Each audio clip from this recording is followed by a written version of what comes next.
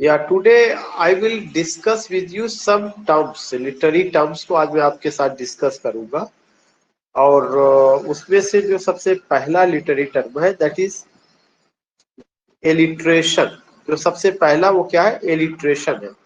हम लोग आज जो बात करेंगे लिटरेरी टर्म्स को लेकर के बात करेंगे, और उस लिटरेरी टर्म्स में सबसे पहला एलिट्रेशन है। और कई लिटरेरी टर्म है, आज के ही दिन अकेले पूरा नहीं हो पाएगा, but these are very significant literary term. Alliteration में क्या है? Use of the same consonant. Alliteration वह जो है फिगर ऑफ स्पीच है या लिटरेरी टर्म है जिसमें सेम कॉन्सोनेंट का इस्तेमाल किया जाता है। सेम कॉन्सोनेंट का मतलब ए ई आई ओ यू को छोड़ करके जो भी लेटर है जो है उसका इस्तेमाल किया जाता है at the beginning of each stressed syllable. और कहाँ पर इस्तेमाल किया जाता है? बिगिनिंग में। जो भी ईच स्ट्रेस्ड सिलेबल होगा उसके बिगिनिंग में इस्तेमाल किया जाता है। तो अगर कोई आपसे पूछता है what is alliteration, alliteration is the repetition of speech sound in a sequence of nearby words. Alliteration repetition है। किसका रिपीटिशन है? स्पीच साउंड का रिपीटिशन है in a sequence of nearby words में। तो whenever you talk about alliteration you come to know what कि alliteration जो है इसमें कॉन्सोनेंट होता है, सेम कॉन्सोनेंट का यूज किया जाएगा। और यह कॉन्सोनेंट जब भी यूज किया जाता है at the beginning of each stressed syllable. एक स्ट्रेस्ड सिलेबल होगा उसके बिगिनिंग में in a line of words. फिर है एजोनास। एजोनास क्या होता है? The repetition of similar vowels. Assonance में जो है सिमिलर वाउल्स का होता है, और एलिट्रेशन में कॉन्सोनेंट्स का सेम कॉन्सोनेंट होता है, लेकिन जो रिपीटिशन ऑफ सिमिलर वाउल्स जो आपका एजोनास होता है उसमें वाउल्स का रिपीटिशन होता है। The repetition of similar vowels in the stressed syllable of successive words. Stressed syllable of successive words. So assonance is what? Assonance is the repetition of similar vowels in the stressed syllable of successive words. What do we get here? फिर से मैं आपको बता दूं कि alliteration जो है यह रिपीटिशन है। किसका रिपीटिशन है? कॉन्सोनेंट का रिपीटिशन है at the beginning of each stressed syllable in a line of words. Assonance क्या है? एजोनास में सिमिलर वाउल्स का रिपीटिशन होता है। सिमिलर वाउल्स का रिपीटिशन होता है,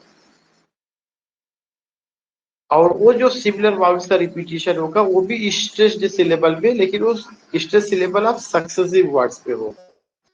अगर कुछ नहीं समझ में आता तो दो चीजें ध्यान में रखना है कि एलिट्रेशन में कॉन्सोनेंट सेम कॉन्सोनेंट का रिपीटिशन होगा, और एजोनास में जो है सिमिलर वाउल्स का रिपीटिशन होता है। Balance metre. बैलेंस मीटर कई बार पूछा जा चुका है। बैलेंस मीटर क्या है? 4 लाइन स्टैंजा। बैलेंस मीटर क्या? 4 लाइन स्टैंजा जो राइम करता है। उसकी राइमिंग क्या होती है? A B C D. तो कभी भी अगर कोई पूछता है बैलेंस मीटर क्या है, balance metre is a 4 line stanza. ये 4 लाइन स्टैंजा होता है, राइम्ड करता है, और जो राइमिंग होता है कैसा? A B C D with 4 feet in lines. और उसमें कितना आएगा? 4 फीट आएगा। कितना फीट होगा? 4 feet in lines 1 and 3 and 3 feet in lines 2 and 4। 4 feet in lines 1, 4 feet lines 1 में, and 3 feet in lines 2 and 4। और जो 3 feet होगा वो किसमें होगा? 2 और 4 लाइन्स पे। 2 और चौथी लाइन में 3 feet होगा, और जो आपका फर्स्ट और थर्ड लाइन है उसमें 4 फीट होगा। 4 फीट इन लाइन्स 1 and 3। फिर से मैं आपको बता दूं, जो बैलेंस मीटर होता है उसमें 4 लाइनें होती है, और वो चारों लाइनें राइम करती है। राइमिंग क्या होता है? A B C D. और इसके अलावा जो 4 लाइनें हैं उन 4 लाइनों में लाइन नंबर 1 और 3 में 4 फीट होगा। 4 फीट मतलब 8 सिलेबल होगा। लेकिन जो आपका लाइन नंबर 2 होगा और लाइन नंबर 4 होगा उसमें 3 फीट होगा, और 3 फीट का मतलब 6 सिलेबल होगा। तो अभी तक हम लोगों ने जो समझा वो क्या क्या समझा? एलिट्रेशन समझे हैं, एजोनास समझे हैं, और बैलेंस मीटर समझे हैं। इसके अलावा एक और चीज है blank words. What is blank words? अगर आप ब्लैंक वर्ड्स के बारे में बात करते हैं, इसके पहले भी कई बार बात हो चुका। ब्लैंक वर्ड्स का मतलब अनराइम्ड फॉर्म ऑफ वर्ड्स, और यह किस में होता है? आयाम्बिक पेंटामीटर में होता है। आयाम्बिक मीटर किसको कहते हैं? जिसका पहला सिलेबल अनस्ट्रेस्ड होगा और आने वाला सिलेबल क्या होगा? स्ट्रेस्ड होगा। पेंटा माने क्या होता है? 5 होता है। 5 फीट और 10 सिलेबल। तो this is what, this is the iambic pentameter. I would like to tell you कि जो लिटरेरी टर्म्स है, इन लिटरेरी टर्म्स में एक काफी इंपॉर्टेंट पार्ट चल रहा है। और इन this way what you have covered, हम लोगों ने एलिट्रेशन कवर किया, एजोनाल्स कवर किया, बैलार्ड मीटर कवर किया, ब्लैंक वर्ड्स कवर किया। फिर भी मैं आपको एक बार फिर से बता दूं कि अगर कभी पूछा जाता व्हाट इज एलिट्रेशन, एलिट्रेशन का मतलब होता है कि रिपीटिशन ऑफ सेम कॉन्सोनेंट। जो एलिट्रेशन है वह रिपीटिशन है, किसका रिपीटिशन है? सेम कॉन्सोनेंट का रिपीटिशन है at the beginning of each stressed syllable. Her beginning, किसके बिगिनिंग में? जो भी सिलेबल है, वो सिलेबल का अगर जो सिलेबल आया हुआ है उसके स्ट्रेस्ड सिलेबल की शुरुआत में ही जो है किसका रिपीटिशन आएगा? Repetition of consonant. वो जो कॉन्सोनेंट होगा वो ए ई आई ओ यू को छोड़ करके ही हम कॉन्सोनेंट कहते हैं। तो उनमें से कोई भी हो सकता है, उसका रिपीटिशन होगा सेम कॉन्सोनेंट का। अगर वी का हो रहा है, डब्ल्यू का हो रहा है, वाई का हो रहा है, आई का, आई तो वाउल हो जाएगा, एक्स है, जेड है, जो भी कॉन्सोनेंट होगा उसी का रिपीटिशन होता रहेगा। एजोनास में किसका सिमिलर, किसका जो है रिपीटिशन होता है? सिमिलर वाउल्स का रिपीटिशन होता है। एक जैसे वाउल्स का रिपीटिशन होगा। अगर ए है तो ए का रिपीटिशन, आई है तो आई का रिपीटिशन, ई है तो ई का रिपीटिशन, ओ है तो ओ का रिपीटिशन, यू है तो यू का रिपीटिशन। ये जो रिपीटिशन होगा किसमें होगा? ये भी स्ट्रेस्ड सिलेबल में होगा, स्ट्रेस्ड सिलेबल में ये भी। और आप सक्सेसिव वर्ड्स, जो अगला शब्द आएगा फिर अगला जो शब्द आएगा उसमें जो स्ट्रेस्ड सिलेबल होगा वहां पर उसका रिपीटिशन होता है। तो हमें दो बातें समझनी है कि एलिट्रेशन में repetition of consonant, same consonant at the beginning of each stressed syllable, at the beginning of each stressed syllable। और इरिटेशन एसोनांस में क्या है? रिपीटिशन ऑफ सिमिलर वाउल्स है, वो भी स्ट्रेस्ड सिलेबल में है लेकिन सक्सेसिव वर्ड्स में है। उसमें बिगिनिंग की कोई बात नहीं है, आगे बढ़ते हुए क्रम में सक्सेसिव वर्ड्स में है। फिर मैंने आपको बताया था कि बैलार्ड बीटर, बैलार्ड बीटर क्या होता है? 4 लाइन्स स्टैंजा होता है, राइमिंग होती है। राइमिंग क्या होगा? ए बी सी डी होगा, और यह जो राइमिंग होगा उसमें 4 फीट होगा इन लाइन्स 1 एंड 3। 4 फीट होगा, उसमें जो लाइन्स होगा 1 एंड 3 होगा। लाइन्स जो लाइन्स 1 और 3 में जो है 4 फीट होगा। लाइन्स 2 एंड 4 में लाइन्स लाइन्स लाइन्स 2 और 4 में 3 फीट होगा। तो ये फीट का भी आपको ध्यान में रखना, तभी बैलार्ड बीटर आपको समझ में आएगा। अब सवाल ये उठता है कि ब्लैंक वर्ड्स क्या है? ब्लैंक वर्ड्स जो है अनराइम्ड फॉर्म ऑफ वर्ड्स है। कैसा वर्ड्स है? अनराइम्ड फॉर्म ऑफ वर्ड्स है। फिर है नेक्स्ट जो है डैक्टिल, डैक्टाइल। डैक्टाइल क्या है? A metrical unit with stressed and unstressed, with stressed, unstressed, फिर अनस्ट्रेस्ड सिलेबल। डैक्टाइलिक मीटर होता है, डैक्टाइलिक मीटर भी होता है। इसकी क्या खासियत होती है? एक मेट्रिकल यूनिट होगा जिसमें एक सिलेबल स्ट्रेस्ड होगा, दूसरा सिलेबल अनस्ट्रेस्ड होगा, फिर तीसरा सिलेबल अनस्ट्रेस्ड होगा। इसका मतलब होगा कि first syllable will be stressed, और उस स्ट्रेस्ड के बाद 2 अनस्ट्रेस्ड सिलेबल आएगा, तो वह क्या कहा जाता है? डैक्टाइल कहा जाएगा। क्या कहा जाएगा? Dactyl. It's a type of meter, यह मीटर का एक टाइप होता है। तो if anyone ask you what is dactyl, तो dactyl is a metrical unit जिसमें स्ट्रेस्ड सिलेबल पहले, फिर अनस्ट्रेस्ड सिलेबल, फिर अनस्ट्रेस्ड सिलेबल। इसका मतलब कि शुरू में स्ट्रेस्ड फिर उसके बाद 2 अनस्ट्रेस्ड सिलेबल।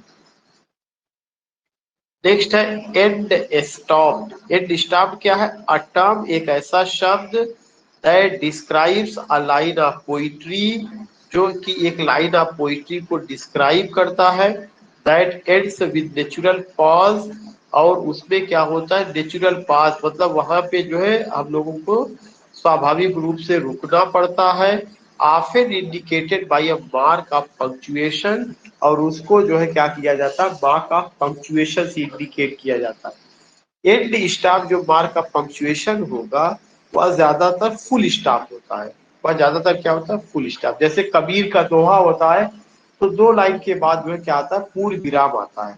ऐसे ही एंड स्टॉप्ड का मतलब होता है कि किसी भी लाइन के अंत में आपको रुकना, और वह जो रुकना हो सकता है फुल स्टॉप के भी माध्यम से, और कामा भी, जिसको आप क्या कहते हैं? पॉज। लेकिन एंड स्टॉप का मतलब कि लाइन के अंत में, लाइन के बीच में नहीं। तो एंड स्टॉप्ड का क्या मतलब बता दिया गया? अ टर्म, एक ऐसा शब्द that describes a line of poetry, जो पोइट्री की एक लाइन को डिस्क्राइब करता है, that ends with a natural pause, जिसका समापन होता है स्वाभाविक रूप से एक पॉज के बाद, और वह पॉज किसके माध्यम से इंडिकेट किया जाता है? By a mark of punctuation. वह मार्क ऑफ पंक्चुएशन क्या हो सकता है? फुल स्टॉप हो सकता है, कामा हो सकता है। जो मैं बता रहा हूँ सब समझ में आ रहा है कि नहीं आ रहा? आप लोग जल्दी से रिस्पॉन्स दीजिए मुझे।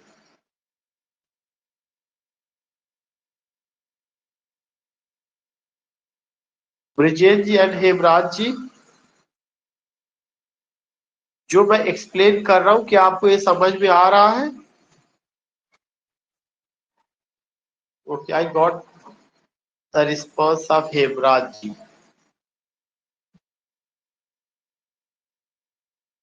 ठीक है, ब्रिजेश जी भी का भी रिस्पॉन्स आया। अब उसके बाद एक नया टर्म है जिसका नाम क्या है? Free words. फ्री वर्ड्स का क्या मतलब है?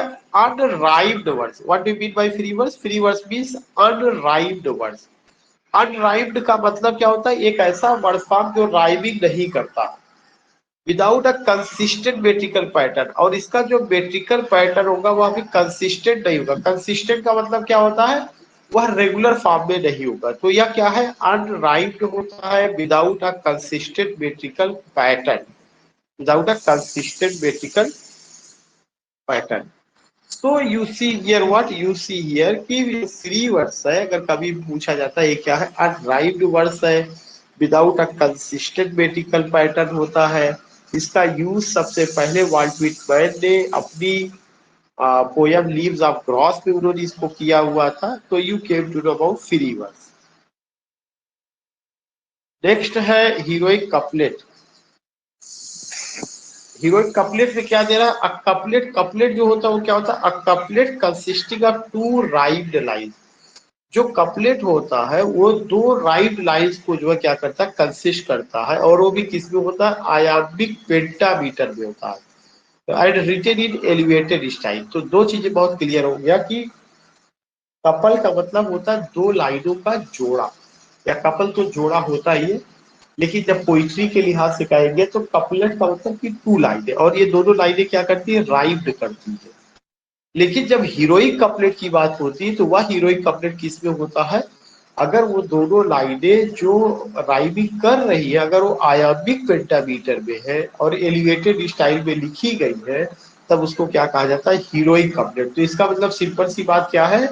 Heroic couplet is a pair of rhyming words in iambic pentameter written in elevated style, written in elevated style.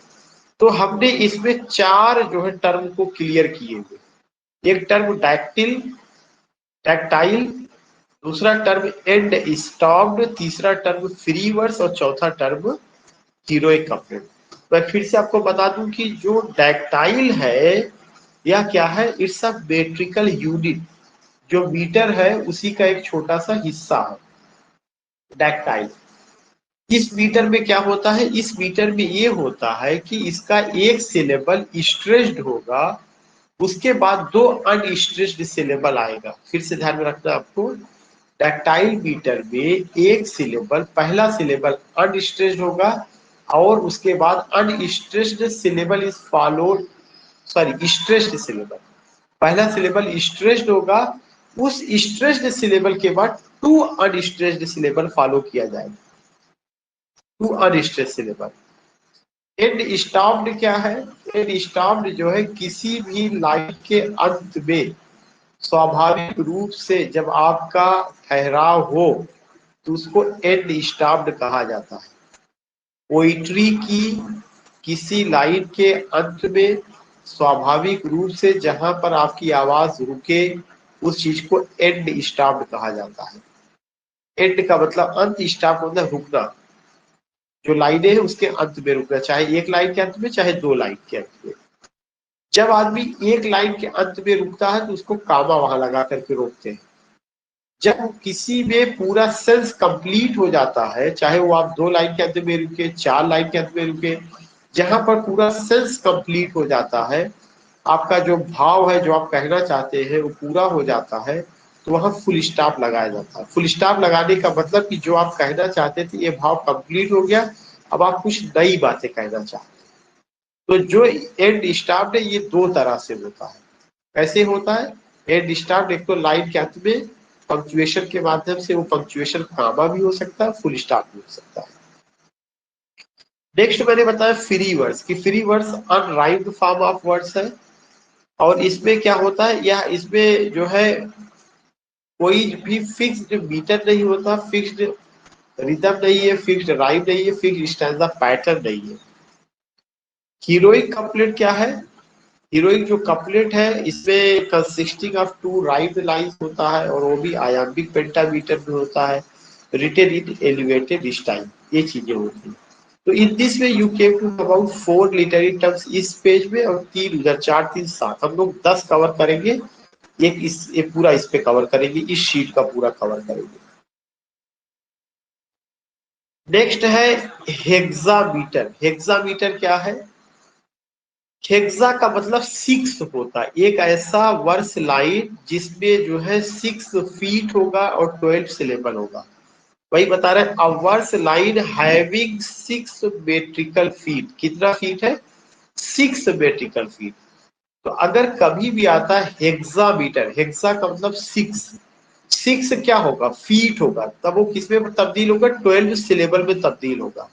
तो hexameter is refers a verse line, या एक वर्स लाइन को refer करता है हैविंग 6 मेट्रिकल फीट, इसमें 6 metrical feet होता है। Next है आयाम। आयाम भी क्या होता है, जिसको हम लोग आयाम भी कहते हैं? यह एक मेट्रिकल यूनिट होता है जिसमें पहला सिलेबल अनस्ट्रेस्ड होगा, दूसरा सिलेबल स्ट्रेस्ड होगा। पहला देन दूसरा। हमेशा ध्यान में रखना है, अगर कभी कोई पूछता आयाम्बिक क्या है, तो आयाम्बिक का मतलब the first syllable is stressed syllable and the second syllable is unstressed syllable, this is iambic. First syllable is stress syllable and second syllable is unstressed syllable. Next is internal rhyme. Internal rhyme. Internal rhyme क्या होता है? Internal rhyme वह rhyme होता है, अ rhyme between words in the same line. जब कोई rhyming line के बीच में होती है तब उसको इंटरनल राइम कहा जाता है। अ राइम बिटवीन वर्ड्स, एक ऐसा राइम जो शब्दों के बीच में होगा इन द सेम लाइन, उसी लाइन में।